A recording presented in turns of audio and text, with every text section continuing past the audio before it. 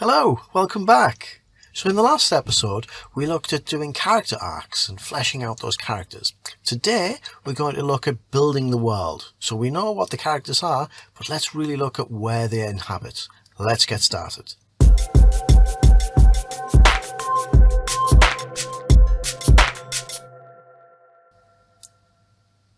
So with world building, we're actually going to look at the type of environment in which the story takes place. We know that we're writing a ghost story and we know the type of people that are there.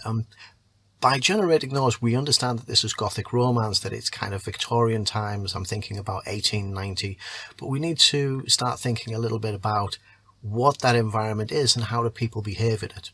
And to do that, we're just going to find some images. Now, I went off to just Google. Let's go back to the writing studio. And I searched for, actually the first thing was a steam train. And I picked one out in advance. 701. I actually found one that I thought looked really nice. Or, well, not really nice, but it looks like it could be a ghost train, which is the most important thing. It's called the R701. So if I copy that image, and here at the bottom of our notes, I'll just paste it in. We'll call it the R701, and we call it the Obsidian, which is quite a ghostly sounding name. So now we know what we're looking at. What I want to do beyond that, actually no, there was something I realized is in the last episode we were talking about that Robert might dynamite this train. And I thought, where on earth would you find dynamite in Victorian London or Victorian England? Was it even available? So I went back. Let's just type this one in to the search engine. Where do you buy dynamite? What a time to be alive. We can just type this in, it appears. In Victorian times. And what I found was, I've actually found a book, and it's called Death, Dynamite and Disaster, a grisly British railway history, and it's written by a lady called Rosa Matheson, and it's a history. I thought that was remarkable that somebody's actually written a book on this.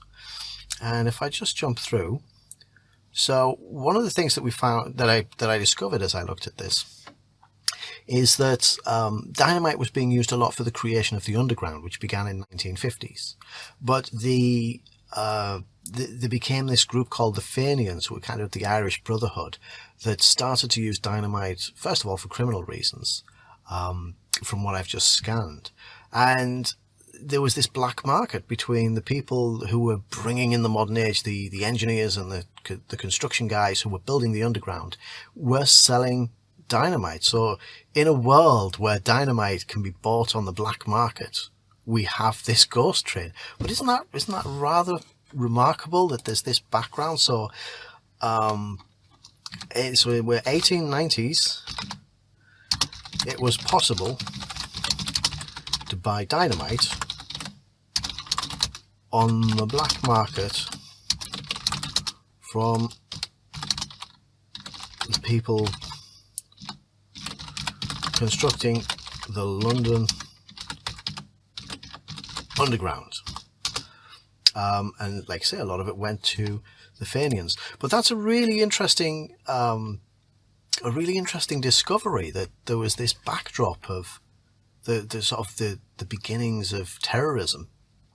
There's a wonderful little quote found in this book from just what I scanned.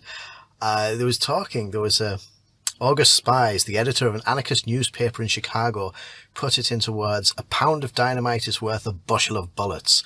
Whilst the Dynamite Monthly, can you believe this? There was a magazine called the Dynamite Monthly, based in New York, whose sole raison d'etre, or reason to be, was the promotion of uses of dynamite, proclaimed it not only to be the hope of the oppressed, but their salvation. I mean, that's remarkable. In a world where there's black market dynamite that's going to save oppressed groups. Oh, what a time to be alive that must have been. So let's have a think about what this place would have looked like.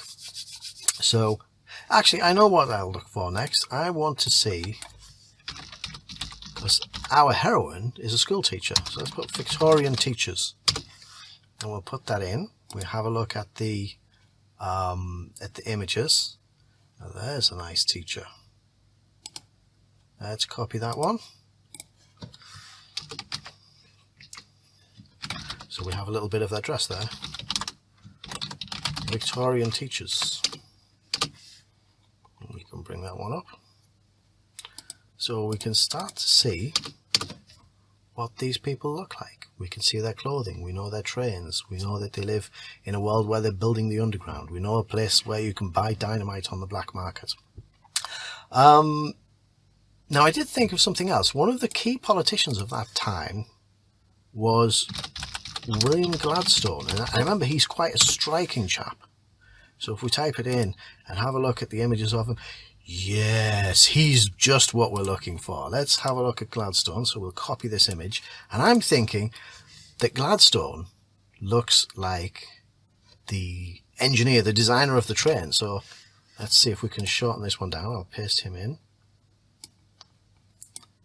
make it large enough to see. Look at that. That's our J.W. Isambard. That's the creator of the Obsidian, and he looks like a scary guy who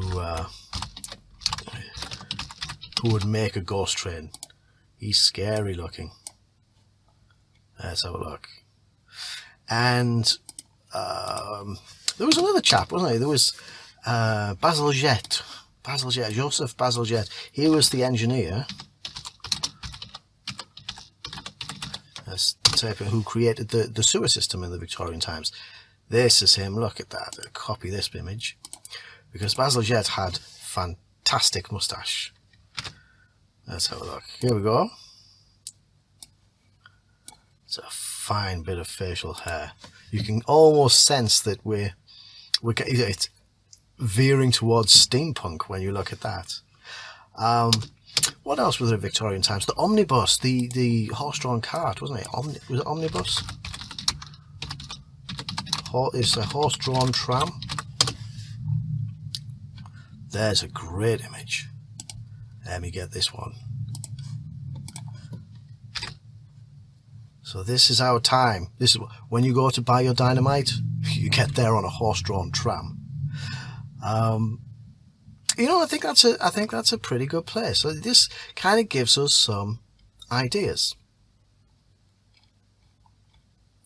Gladstone, yeah, we've got our school teachers, but most importantly, we've got a train. We know what this thing looks like.